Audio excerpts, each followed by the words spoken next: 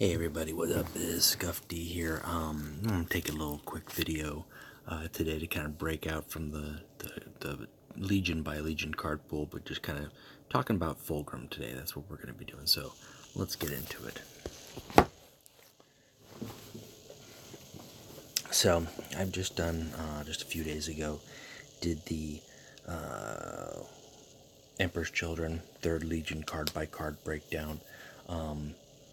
Talked a little bit in terms about every single card that they've got. What I'm currently doing right now is I'm running a Fulgrim build. Again, Fulgrim, as I discussed, is one of those warlords who, with the wonderful complexity of the dynamics of the Emperor's Children card pool, really can do so many different ways.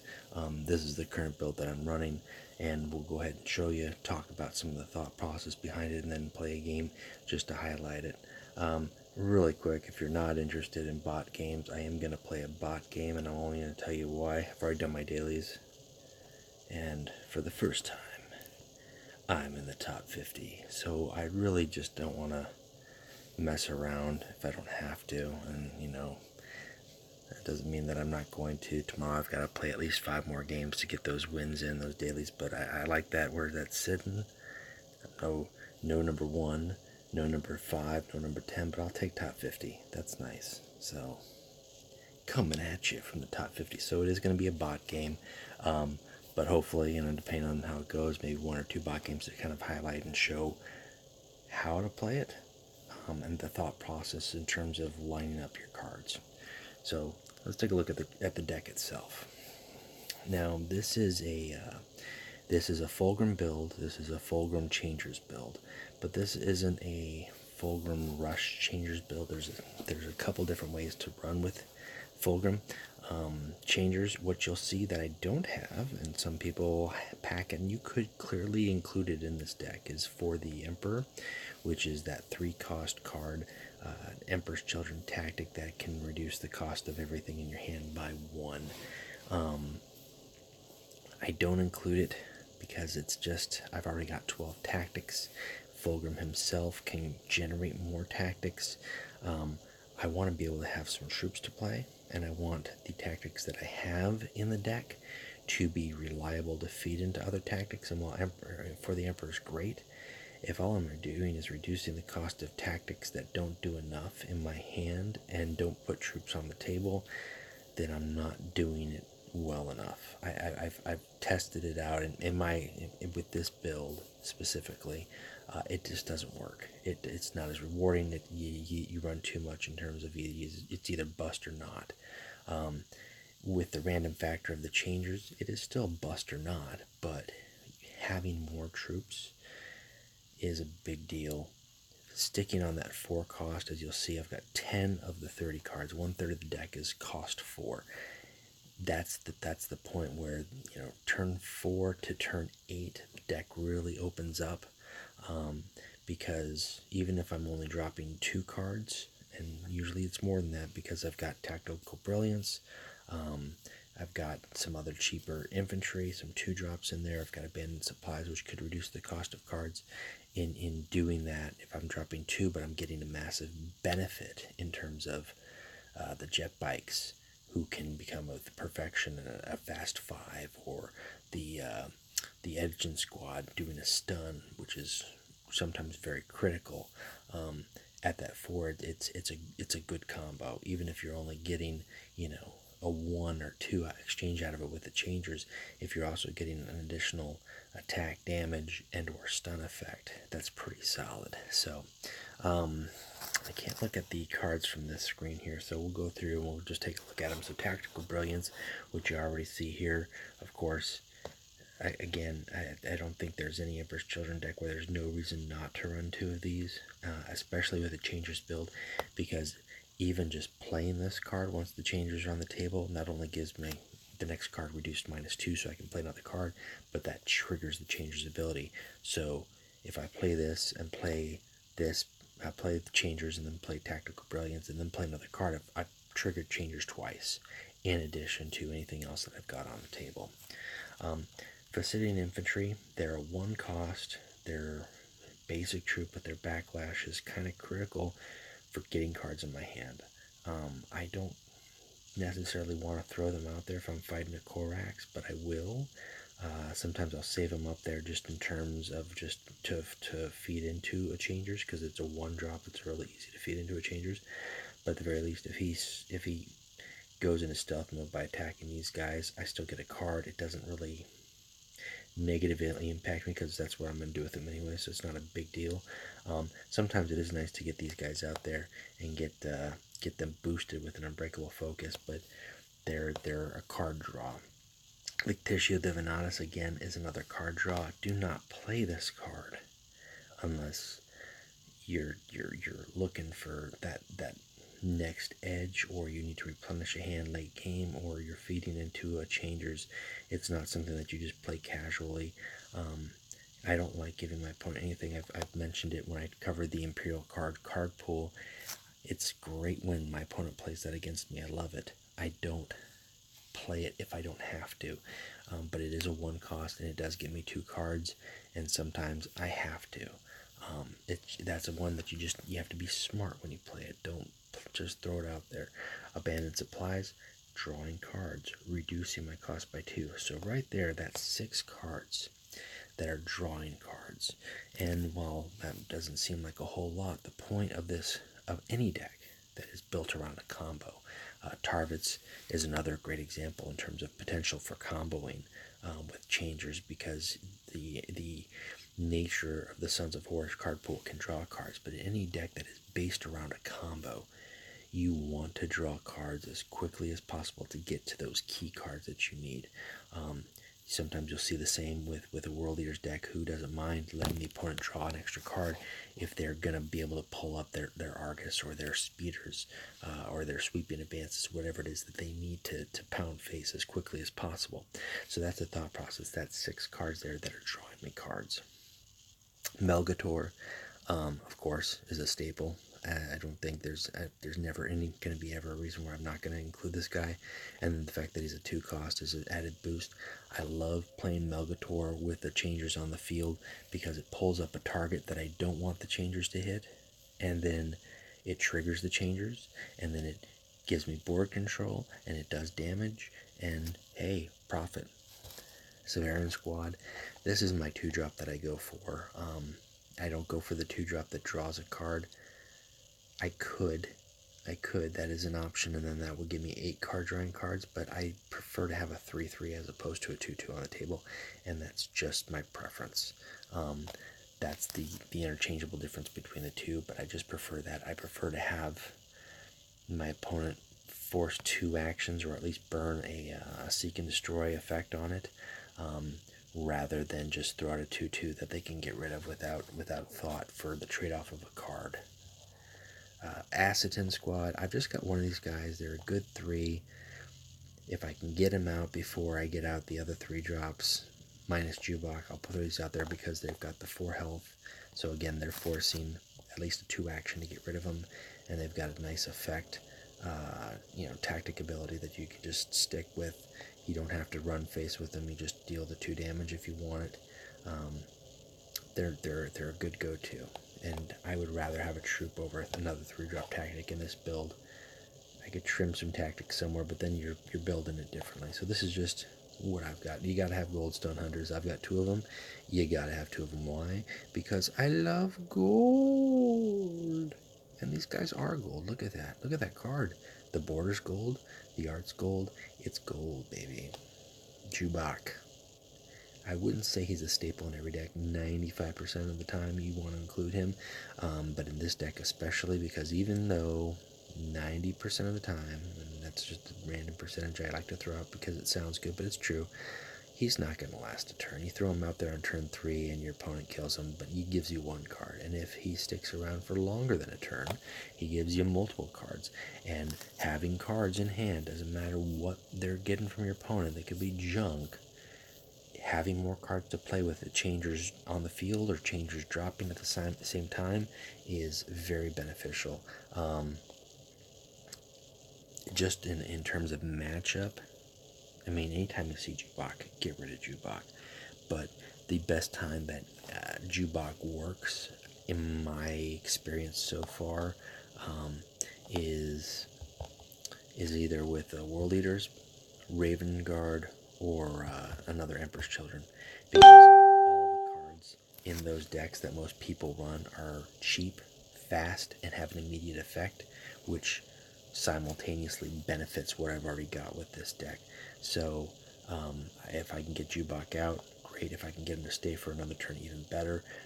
But just I've already talked about Jubok enough, but he has a lot of uses in this deck, especially not just in terms of drawing heat or taking stuff out of your opponent's deck for those random legendaries, but just in terms of what he allows for later on in the game. So Timberland Bikes, I like the sneak attack. It's a 3/3. Yes, it's a vehicle. Yes, it's a 3, but it's a 3-drop. And it can become a target, and if they don't touch it or you can time it right with your Unbreakable Focus, then they become a 5/5 sneak attack, and that's nasty. So Unbreakable Focus, again, I only have one here. You could do Fulgrim so many different ways, and initially I played with the Hall of Rights Rush Unbreakable Focus concept to build it up that way, and it works, and it's okay, but with what I wanted to do, I rather rely on Unbreakable Focus kind of as just an added boost mid to late game when your opponent isn't expecting it, because then if you've got two things on the field, or if you play it with the Changers, now you've got extra strong Changers, which makes it harder for them to remove, especially if they've already blown some removal on some of your other stuff that's out there. And then to go with that, Fulgrim has the potential to draw an Unbreakable Focus anyways. So there's nothing like, and I with the builds that I tested with it, I had on 2 Unbreakable Focus. There was games I had 3 in my hand and no troops to play them on. And again, I mean, tactics are great, but if you don't have the right targets with the tactics, then you just have dead cards in your hand, regardless of Changers on the field or not. So I cut it down to 1. I did go up to 2 artillery strikes, and Defensive Satellites is still good. It still has its place, but I prefer Artillery Strike. I prefer the guaranteed 2. I prefer it to hit 3 targets, because most of the time, in most games, there's only going to be 3 targets, up to 3 targets on the table anyways. And if you can combinate that with, combinate, that's not a word, but if you can combo it with the Telos Changers, you're doing 2, you might kill off 1 or 2, and then Telos Changers throws in there for an extra 1 to 2 on somebody. It's just a good solid spread damage, and it's going to hit your stealth units. It's going to get those little wonderful 2-drop Raven Guard flankers and fast units without having to do much else for you. As we've discussed, Idison Squad is another 4-drop. That stun, baby. That does work when you time it right. Don't just throw these guys out there if you don't need to. Hold on to them. Stunning Angron at the right time. Stunning Korax late game when you know he's thinking, I'll just hide for another turn, and then you take that away from him, and he's got to change his game plan, or it's game over. It's huge. It's huge in addition to the 2 damage. Longinus, of course, card drawing. So here's 8 cards. A little bit costlier card, but it does damage. It draws 2 cards, and it deals damage to any unit, which can include your Warlord. So that's a damage to your Warlord unit. And as we've talked about, we've got the Goldstones, so that's 2 fast units. Now we've got the Bikes, which is 4 fast units. And these guys are typically, you're going to be able to trigger their fast, so that becomes a 5/4. And if your opponent finds that they have to deal with them, that is 5 to the face plus the 3 on the following round if they don't have a damage tactic. So they're going to take 8 damage just from 1 bike. And then you've got your Changers. And again, the deck, as an Emperor's Children deck, can play with everything that it's got, because it's Emperor's Children, because the card pool is strong, because everything works, it synergizes well, and because Fulgrim himself is going to just be randomly drawing things. That's the factor that can make and break games. Sometimes you draw junk, or sometimes you just draw everything that you need perfectly with him, even if you don't need it right away. Having a wealth of tactics at your fingertips is great, and that makes the deck strong. Fulgrim-Changers is the build itself by playing around this, by utilizing these guys. Now, again, I think as I discussed in one of the videos focusing on the chaos, these guys have changed. They were a 3/4, and they did do 1 to 3 damage. Now they're a 3/5, but they do 1 to 2 damage. Honestly, I think that's about the same. It's the same effect. And you might say, well, the effect is different. It does more damage. And yeah, the potential to do 3 damage is greater. But the 5 health means that they can stick around for potentially another turn longer to do more damage. If you can manage to buff them up with an Unbreakable Focus, then they become a 5/7. And golly, that's nasty. I'm going to give you some thought processes when I play the game, if things time out right in terms of Fulgrim-Changers here. But that's really what late game they throw out random damage, and it jacks up your opponent's field and playstyle and can swing the edge to your favor. And if you play it right and you time a combo right with these guys, that's what it's about. Pride of the Empire, again, it's an Emperor's Children staple. There's no reason not to include this deck. If you have it, put it in your deck. The fact that Fulgrim can randomly generate it is not something I want to bank on. There have been games where I've had 3 of them in my hand thanks to Fulgrim, which is a little ridiculous, but, I'm not going to complain. I mean, hey, it's actually won me, I think, one game one time. I timed 2 Pride of the Emperors with a tactical brilliance, and that was brilliant. That was tactically brilliant. So, anyways, just a solid card. And Yuria the Seducer I put in here, not necessarily as a closer, but to some degree he is. And then he is a very hard, very specific, but very hard counter to Angron. Maintenance is huge. Maintenance is going to drop. If I drop him at 8, my next turn I'm only going to have 5 energy. And that's enough to work with, but not enough that I would like. I would prefer 6 with this deck. 6 is the optimal range. But if your opponent's Warlord is 0 and you can attack him without penalty, then that's not a bad thing at all. Especially if that Warlord happens to be an aggressive Warlord such as Angron. Earlier today, I played this against a Vulcan who had packed one of his hammers, the Destroy All hammer. Which one was that? Just going to the Sally's. What was it? It was a 7-drop. Erdrakul. He had that one. Yeah. He packed that, dropped that on his turn, destroyed, I think, one of my changers. And then I've dropped Yuria. And for like 4 turns, was it 3? It might have been 3 turns, 3 or 4 turns. He couldn't do anything. His attack was 0, so he couldn't destroy anything. And that was kind of the end of it. You could probably, I'm trying to think like what other aggressive, hyper-aggressive, maybe Garrow. Garrow's another good one that counters.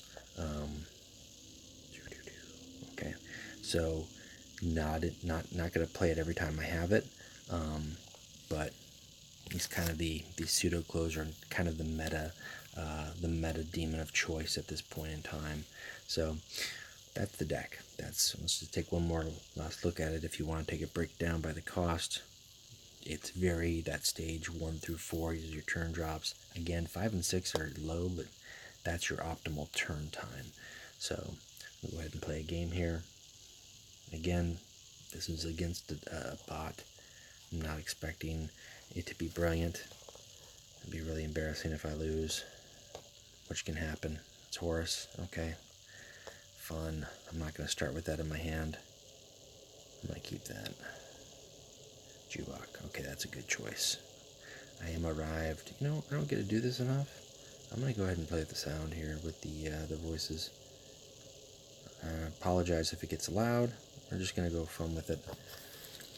Turn my volume up. What? Did I hit resign? I must have hit resign. I thought I hit... Well, there you go. See, that is embarrassing. Oh, let's see here. Let's try that again. Turn the volume up. Okay, I'll take Melgator. I'm not going to keep that. Oh. Okay, sound effects are there. Let's not I am arrived. Let's not hit the resign button. History will be made here. Yeah.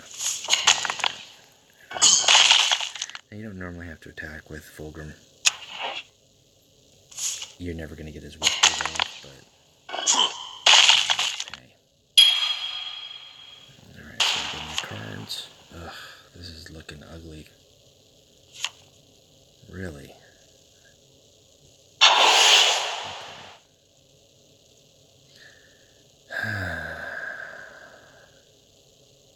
I'm not going to do it. Alright.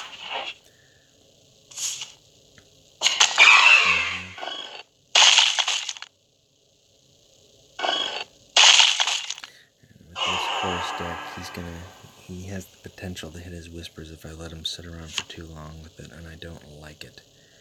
Wow, this is just jeez. Alright, well, I don't expect it to last long, but here's what I'm going to do. Here's what I'm going to do. Alright. I was hoping he'd take out the 3, but I'm going to take out the 3. Then I'm going to draw. I'm just trying to gain some ground here. It's not too soon, but I'll do what I got to do. Bring the band supplies. Now, the changers, here's the thing. If you get an early changers, that's not really what you want. Their maintenance early on is not a good idea. And times like that, I almost kind of want my opponent to get rid of my changers at turn 6, so I can drop another changers later and have more energy. Right now, I've just got 3, which is enough for me to do something.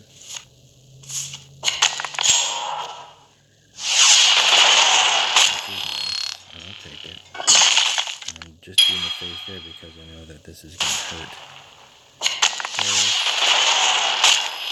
And I'm actually going to be...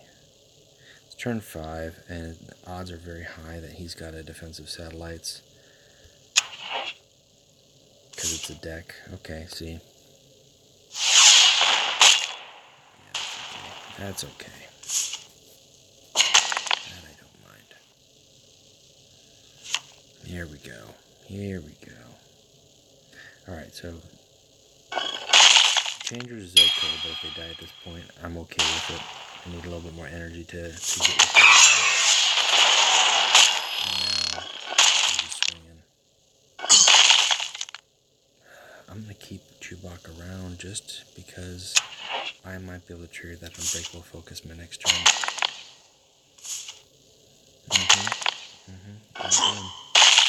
See now, an opponent, I don't think would have made any of those plays to begin with, but also they would have gone for the Changers. Any smart opponent would. Okay, here's what I'm going to do. Here's what I'm going to do with the 5 I've got. I'm going to do the triggering. If I do that, that's a 2, and then that's a 0, but then that's a 0. I'll have to play that for the Emperor in my next turn. Okay, like that. Let's get rid of that. And please get rid of those Changers on your turn. There you go. Okay. That's okay. They did more than I thought they would do, and bought me the time I needed. Again, this is just a bot deck. Expectations aren't high, but they are there. So play this in. There we go. Double flaps. Oh, baby. I want the card anyway. And that's kind of the game at this point.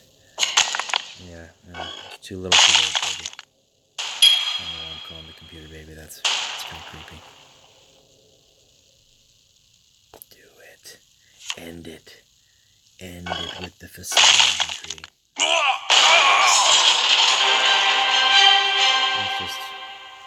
I'll try one more. See if I can get a better late game play action to kind of highlight there. If not, then you've seen the gameplay twice. Okay, alright. Okay, yep, we'll stick with that. I am arrived. For the Emperor! Yeah, I think I heard all these before, but... Behold my wrath. I can beat you any day. Really? Okay.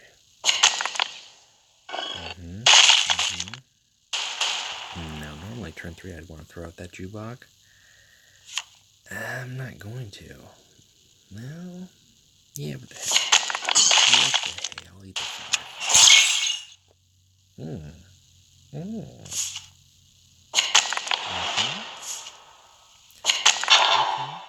Alright. Well, I don't want to use the artillery strike because they've got a drop pod, so that's not going to do me any good. Here's what we'll do. Because this deck here, this deck, they throw out front lines. I want those front lines to oh, really? And then they rely on those late game mass damage cards. So it's kind of good to not have them if I can avoid it. I am going to get rid of that stun guy. I don't like that at all. I'm doing a lot more face strikes with Fulgrim in this one than I would like. Abandoned into abandoned. Okay. You know, no, because if I damage him, it's still going to stun him. Not a good idea. I'm going to make him step to that.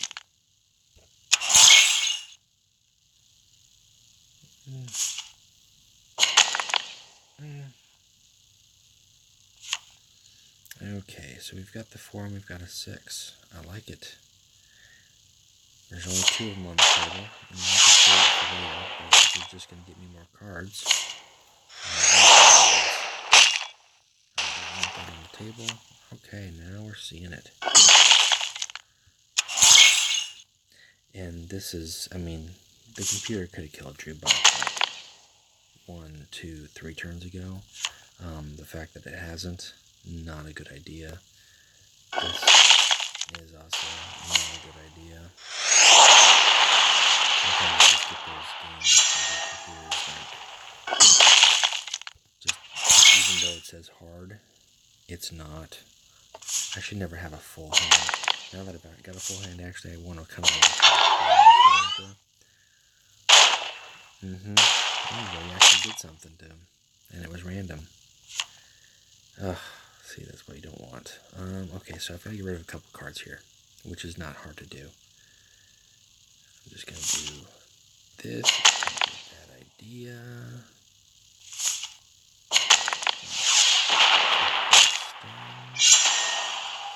And I'm not going to do anything with Fulgrim on this turn.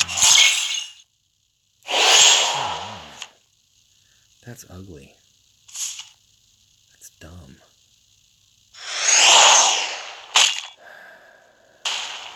Okay. There you go. Okay. That's A-okay.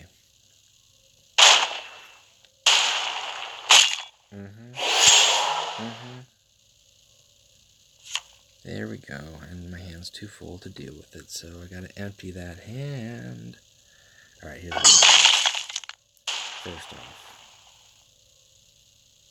I'll do the 3 and then the 6. 3, 6. Doing math in my head here, calculating it, and I think that's just the way it has to be.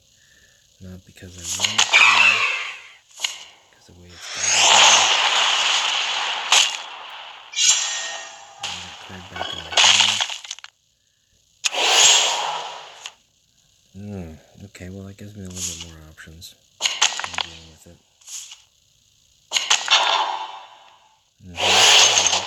Ability ones. Now it's getting smart. Is it too little too late? Okay. I gotta get these cards out of my hand. So, here's what we're gonna do. We've got a total of 14 I'm actually sitting on with the tactical brilliances. That's 6, 9, 9, and Okay, alright, here's what we're going to go ahead and do. We're going to play Melvin. We're going to play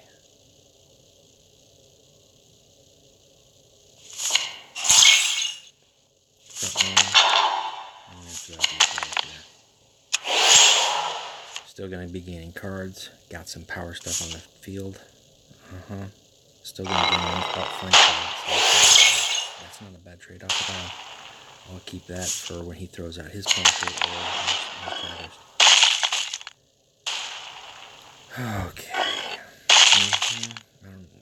Nobody would do that. No player would do that. It's a gamble, and even then, it's not really the payoff. Don't do these things. Don't play like this, people. Don't play like this.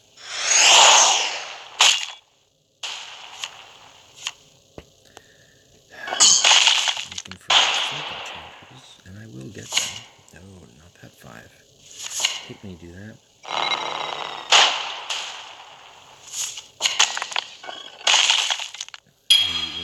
When you think you've got the right card and you throw it out there and it turns into another card.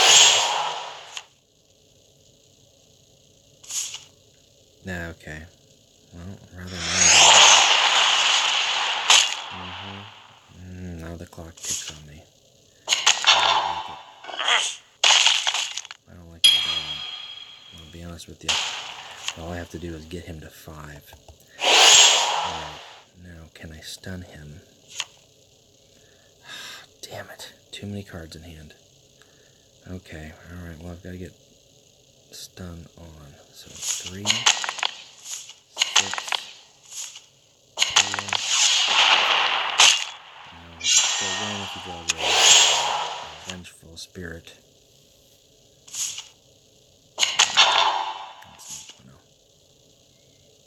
Oh, and he doesn't go for it. That would have been a loss for me. That would have been a loss for me probably a couple turns ago. Alright, all I've got to do is do 5 damage. I think I've got everything I need here. This is so 3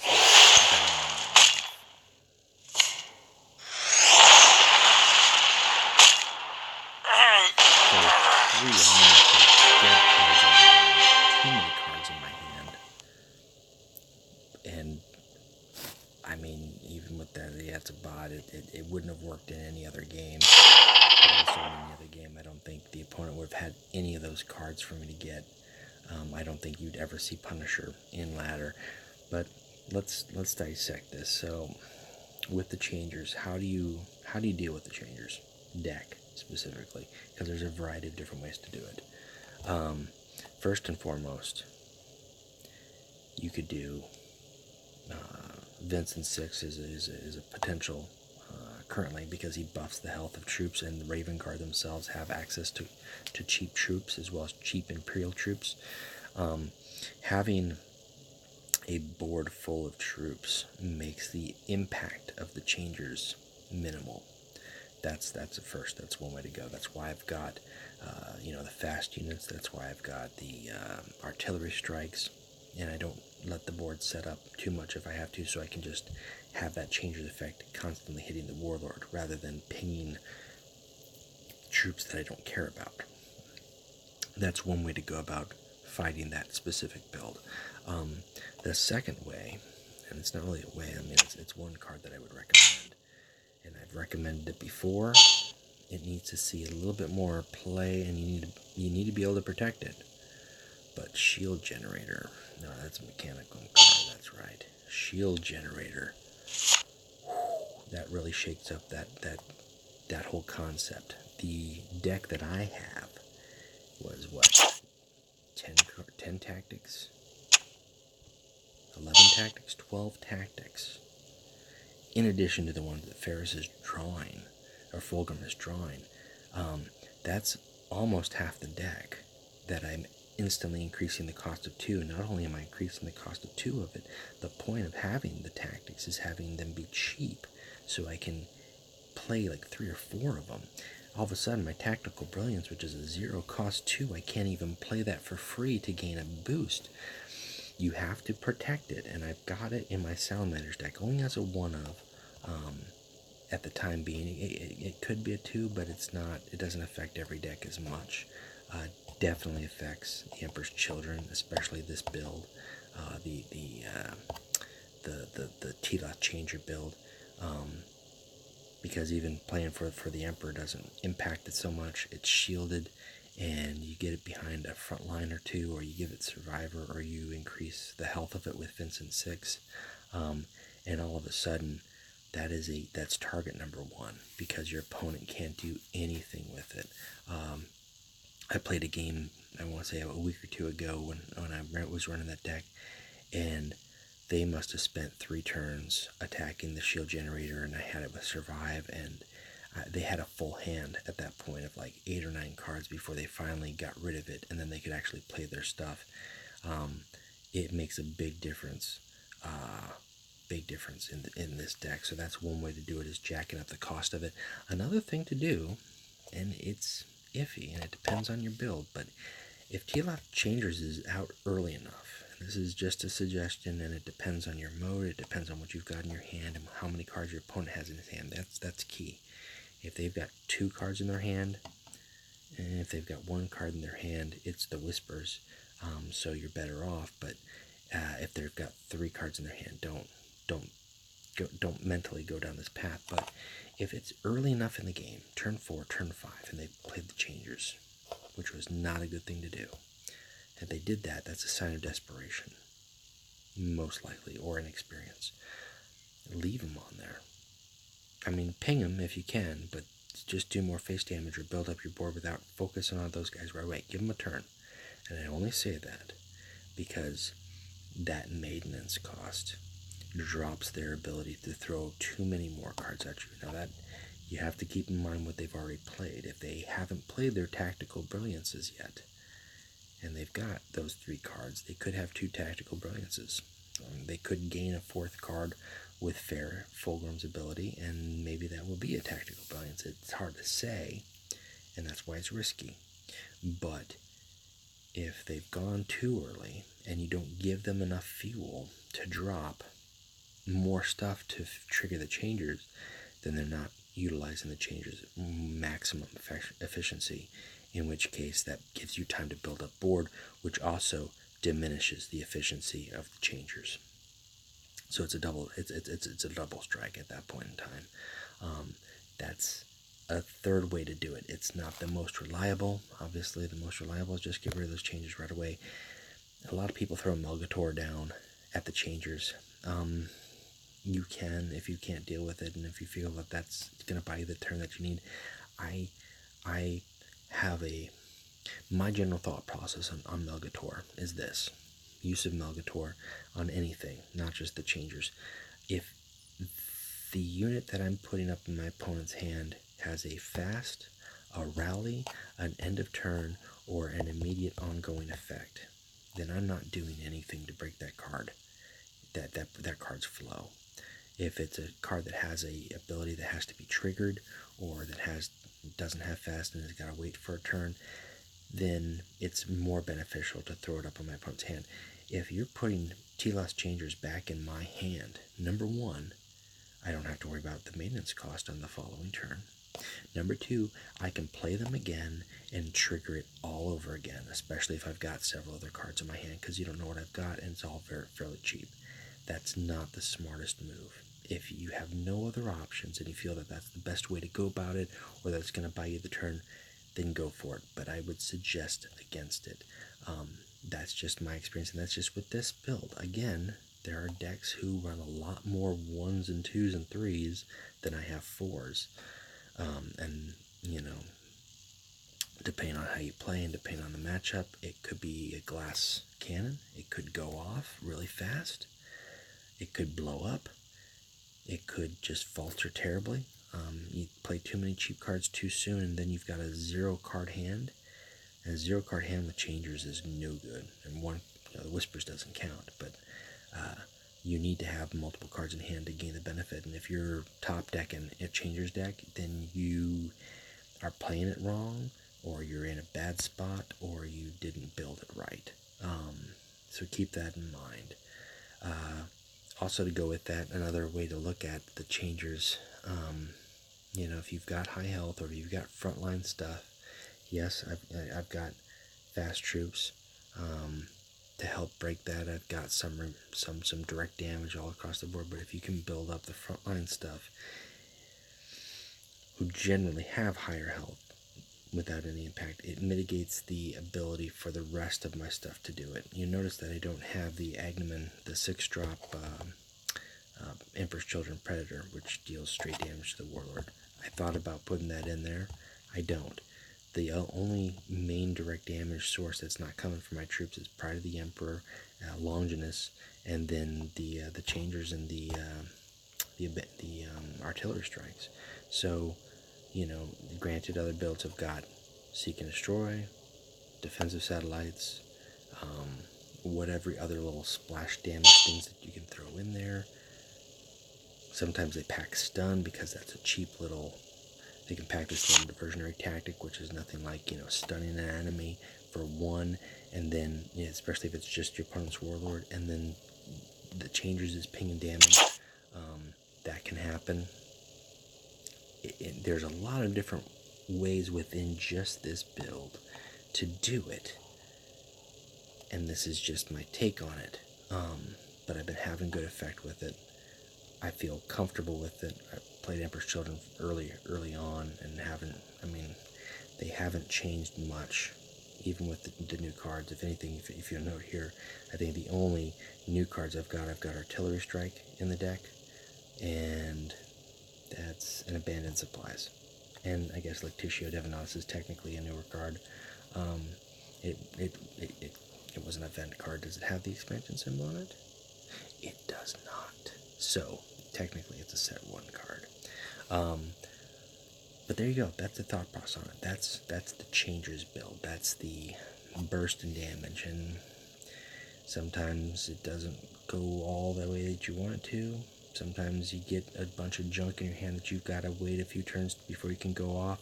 And many other times it's much more reliable. And even if you're just throwing cards out there, you're throwing cards out there and you're having an effect. You're having an immediate effect with the damage, and then you're having stuff on the board. And this build, I would prefer to have stuff on the board over just having effects, but there are plenty of out there that just throw out junk, just to throw junk and get the damage. They're less effective with the change to the damage that the Changers do, but they're still effective. It's one of, probably 4 different ways to build Fulgrim in top level play. And within the build itself, you could sub out at least 5 cards, 5 to 6 cards. I would say that if you don't have, or you don't feel comfortable with, or you don't like enough, you could sub them out for something else. Sure, go for it, make it your own. But just keep in mind how to play it, when best to play it, and when you're playing against it, you see a Changers hit the table, or you see Fulgrim stocking up cards and not doing anything, you know it's coming. Get your stuff out, get as many stuff out as you can, quickly as you can, to minimize that impact, and force him to do something. Just kind of in the way, it was just a bot game, but in the way that you saw Locum was just throwing stuff out there. You can't let that stuff sit, you gotta deal with it, and if you don't have cards to deal with it, you're gonna start taking some heavy hits, did some damage. Would have lost that game if that was a normal game, I think, just because of the way he played it. It was like, but you get the point. The point is, it's a strong deck. It's versatile. It's not at all unpredictable. The unpredictability is the 1 to 2 damage. The predictability of what you're going to be able to do is huge. I don't have one card that I don't have in here that some people might also have too. I don't own it, which is why. And even if I did, I don't know if I'd put it in. Is Hold at All Costs. Self-explanatory. And I can pull this with Fulgrim's ability, and I have several times before, so I don't feel like I'm desperately missing it. It doesn't have any impact on the board, but refilling my energy is nice, especially if I happen to have a Uria or a Changers on the field, because now I've played a card, I'm down to 4 energy, and then I get the 4 energy past the maintenance cost, so I'm actually gaining more than I had at the start of the turn, technically to work with. I've never triggered that perfection. I think at one time in event play I saw somebody trigger that and draw 5 cards. It's never really ever worked, but just getting your full energy back, especially if it's like turn 9 or 10, that's huge.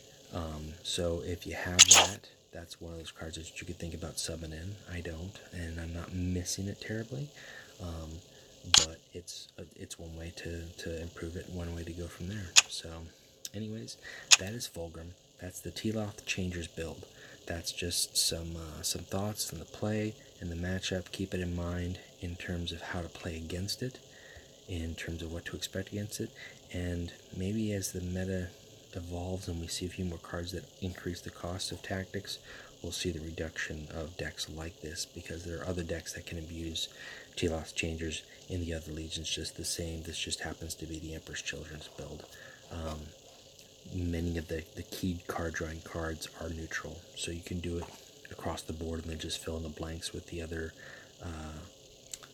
cards with whatever works for that legion's fluff.